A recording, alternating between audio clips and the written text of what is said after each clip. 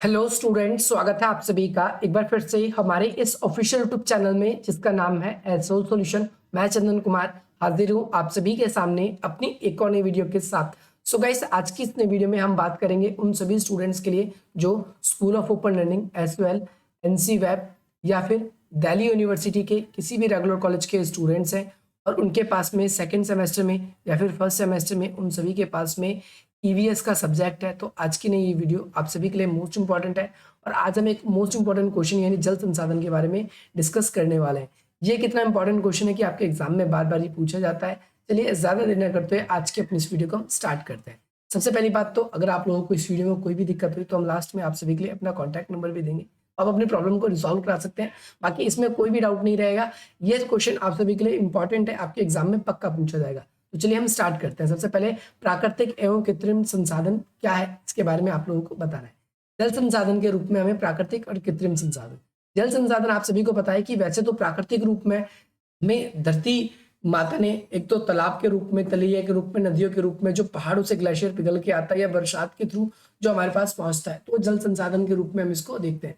परंतु आज के समय में मनुष्य ने जब प्रकृति का मानवीकरण हो चुका है, मनुष्य ने जब प्रकृति पे विजय पा ली है, तो आज के समय में बहुत सारे ऐसे संसाधन हैं जैसे वाटर को स्टोर करके रखना, जैसे वाटर को स्टोर करके ना रखने की वजह से नदियों पे बड़े बड़े बांध बना लेना और ऐसे क्षेत्रों तक पानी पहुंचाना भी भारत और भी देशों में संभव हो पाया है। तो ये कृत्रिम जल संसाधन के रूप में, बांध को हम कृत्रिम यानी जो ह्यूमन मेड है, जिसे मनुष्य ने बनाया, और प्राकृतिक वे होते हैं जो कि जो नेचुरली बनते हैं, जैसे ग्लेशियर पिघल के आते हैं, ठीक है, ये प्राकृतिक रूप से होते हैं। तो पृथ्वी पर लगभग देखें तो 71% ऐसा है जो भूभाग पे जल ही है। और अगर देखें इसके अंतर्गत महासागर, झील, नदियां, ग्लेशियर इत्यादि के अंदर जल जो है वो सम्मिलित है। इसके अलावा मनुष्य, जीव जंतु या पेड़ पौधे जो है, उन सभी को जो है मूल रूप से जल की आवश्यकता पड़ती है। और एक मनुष्य एक प्रमुख जल संसाधन जो है उसकी मुख्य भूमिका है। और ये एक बहुमूल्य चीज है। बहुमूल्य चीज इसलिए क्योंकि एक तो ह्यूमन की लाइफ के लिए इंपॉर्टेंट है, दूसरी चीज क्या है कि अगर जल संसाधन नहीं रहेंगे तो हम अपने और ना तो जीवन जी पाएंगे, ना कृषि कार्य कर पाएंगे, और भी हमारे जीवन से जुड़ी हुई जो गतिविधियां हैं हम उनको भी नहीं कर सकते। तो जल संसाधनों को स्रोत के रूप में हम इसको दो प्रमुख भागों में विभाजित करते हैं। पहला धरातलीय जल और दूसरा भूमिगत जल। जैसा कि भूमिगत और धरातल दो नाम आप सभी को दिख रहा है आपकी स्क्रीन पर, तो ध्यान रखना है कि भूमिगत जल, धरातलीय जल किसे कहते हैं, तो धरातल जल के अंदर जो धरती के ऊपर आपको मिलते हैं, ठीक है। और भूमिगत, गत का मतलब होता है गहराई में, जो भूमि की गहराई में। सबसे पहले नदियां धरातल के ऊपर मिलती है, झीलें धरातल के ऊपर है, जलाशय झीलें के ऊपर है, मैदानी भागों में ही पाए जाते हैं। ध्यान रखना है ये नदियां सिंचाई वगैरह के लिए प्रयोग की जाती है, या फिर इन सभी का उपयोग मनुष्य अन्य क्रियाकलापों के लिए, नहाने धोने के लिए या अन्य चीजों के लिए करता है। इसके अलावा हिमालय पर्वतों पर जो बर्फ के रूप में मौजूद है, ये कौन से हैं, तो ये ध्यान रखना है धरातलीय है, धरातल के ऊपर, धरती के ऊपर ये पाए जाते हैं। आप सभी को ध्यान रखना है कि इसके अलावा विभिन्न बहुउद्देशीय परियोजनाओं के थ्रू इन वाटर्स को क्या किया जा रहा है, सेव करने की कोशिश की जा रही है। और भारत में मुख्य रूप से जल का अगर सोर्स को है तो वो धरातल है, ठीक है। आपको ध्यान रखना है मोस्टली जो लोग यूज करते हैं पानी, एक तो भूमिगत है, गत का मतलब गहराई में, वो बिल्कुल भी नहीं, धरातल का मतलब धरती के ऊपर, तो धरती के ऊपर जो पाया जाता है, ध्यान रखना है। और इतना जल पर्याप्त रूप में पाया जाता है, अगर हम उसको सेव कर करेंगे तो भविष्य में भी हम उसका यूज कर सकते हैं। परंतु जैसे जैसे जल लवणीय हो रहा है, होता जा रहा है, जैसे जैसे समुद्र, जैसे पहाड़ से कोई जल आता है फिर वो समुद्र के अंदर जाता है, तो समुद्र के अंदर जाके खारा हो जाता है, तो द्वारा यूज के लिए नहीं बचता है। इसीलिए हमें, हमारे लिए इंपॉर्टेंट है कि हम ऐसे प्राकृतिक संसाधनों को क्या करें, रोकें, यूज करने के लिए हम उसको सुरक्षित करें। तो ध्यान रखना है आप सभी को। इसके अलावा प्राकृतिक रूप से अगर देखें, जल संसाधन हमारे पास मौजूद है और इसका इतने बांध, तालाब या फिर नहरों बनाकर ऐसे उद्योगों के रूप में या ऐसे जगहों पर हम इसको यूज कर सकते हैं या यूज के लिए करते हैं। अब अगली बात करेंगे हम जल संसाधन के अंदर ही, अगली चीज हम इसके अंदर डिस्कस करने वाले हैं जल संसाधन के अंदर ही, जल का उपयोग। तो जल का उपयोग कहाँ कहाँ होता है, ध्यान रखना है। जल का उपयोग हमारे जीवन में बहुत ही महत्वपूर्ण तत्व है, इसके बगैर हमारा जीवन की कल्पना नहीं हो सकती। और मानव जीवन के लिए जल सबसे ज्यादा इंपॉर्टेंट और प्राथमिक संसाधन है।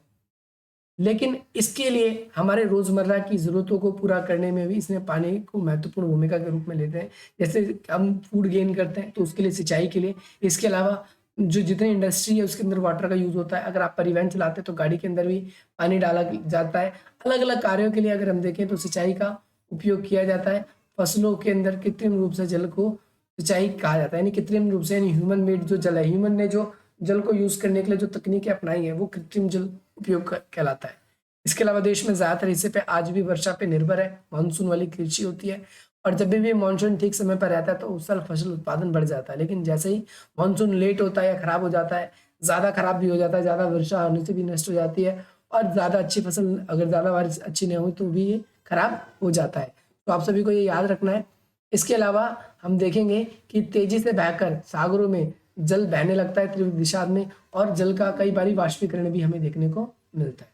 इसके अलावा प्राकृतिक रूप से, है ना, प्रकृति के कारण सिंचाई की आवश्यकता हमें पड़ती है, और भारत में सिंचाई योजना बहुत ज्यादा इंपॉर्टेंट है। तो भारत में सिंचाई के लिए जलों का बहुत ज्यादा उपयोग होता है। 3 भागों में बांटा जा सकता है। एक तो वृहद सिंचाई, जहाँ पर ज्यादा सिंचाई की जरूरत होती है, जहाँ पर मध्यम सिंचाई, जहाँ पर कम, और इसके अलावा लघु सिंचाई, जहाँ पर बहुत ही कम।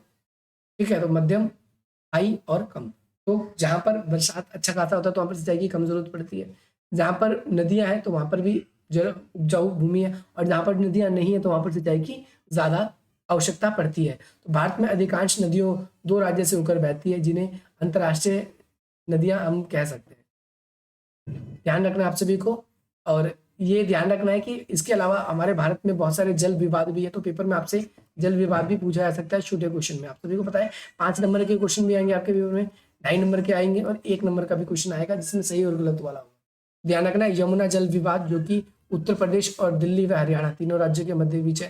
कृष्णा नदी का जल विवाद, जो कि आंध्र प्रदेश, कर्नाटक और महाराष्ट्र के बीच में। तीसरा है कावेरी जल विवाद, जो कि कर्नाटक, तमिलनाडु और केरल के बीच में। सतलुज जल विवाद, जिसमें यमुना नदी को लेकर, यमुना नदी के लिंक को लेकर पंजाब, हरियाणा और मध्य, जो इनके बीच में विवाद मौजूद है। तो होपफुली आपको ये भी वीडियो पसंद आएगी और आपको ये भी क्लियर हो गया होगा। अब अगली वीडियो में हम आप सभी के लिए डिस्कस करेंगे संसद द्वारा किस तरीके से एक तो इन सभी को रिजॉल्व करवा दिया गया है, या फिर जो जल है उसका तो हर कोई यूज करेगा ही, तो संसद चाहता है और न्यायालय भी ऐसी कोशिश करता है जिसका हर कोई यूज कर सके। इसके अलावा अगर हम देखेंगे तो आगे चल के ये एक और इम्पोर्टेंट क्वेश्चन है जो कि ऊर्जा संसाधन को है, और ये भी 100% है, आप सभी के एग्जाम में पक्का क्वेश्चन आएगा ही आएगा। ऊर्जा संसाधन क्या है इसको हम अगली वीडियो में डिस्कस करेंगे। इससे पहले हमने ऊर्जा संसाधन क्या है उसको डिस्कस कर लिया, मृदा संसाधन, जल संसाधन, इसके अलावा फसल संसाधन और जितने भी प्राकृतिक गैस संसाधन, जितने भी क्वेश्चन बन सकते हैं। ये एक आखिरी वीडियो रहेगी आप सभी के लिए इस यूनिट की, और यूनिट नंबर 3 आप सभी के लिए पूरी तरीके से खत्म हो जाएगी। और आप सभी के एग्जाम में जब भी इससे क्वेश्चन आएगा तो आप इसको अच्छी तरीके से अटेंड कर पाओगे, चाहे आप सभी एनसीईआरटी के स्टूडेंट्स हैं, चाहे आप एनसीईआरटी के स्टूडेंट ना होकर सोल के स्टूडेंट्स हैं। तो ये आप सभी के लिए हमारा नंबर है। अगर आप लोगों को कोई भी दिक्कत होती है, कोई भी डाउट है, तो आप हमें अपनी डाउट्स को भेज सकते हैं। इसके अलावा डिस्क्रिप्शन बॉक्स में आप सभी के लिए वेरियस लिंक दिए गए, उन लिंक्स के थ्रू आप हमसे हमारे अलग अलग जो वेरियस प्लेटफॉर्म है, आप उन प्लेटफॉर्म्स पे भी हमसे जुड़ सकते हैं। बाकी मिलते हैं हम आप सभी से अपनी अगली वीडियो में। जय हिंद, जय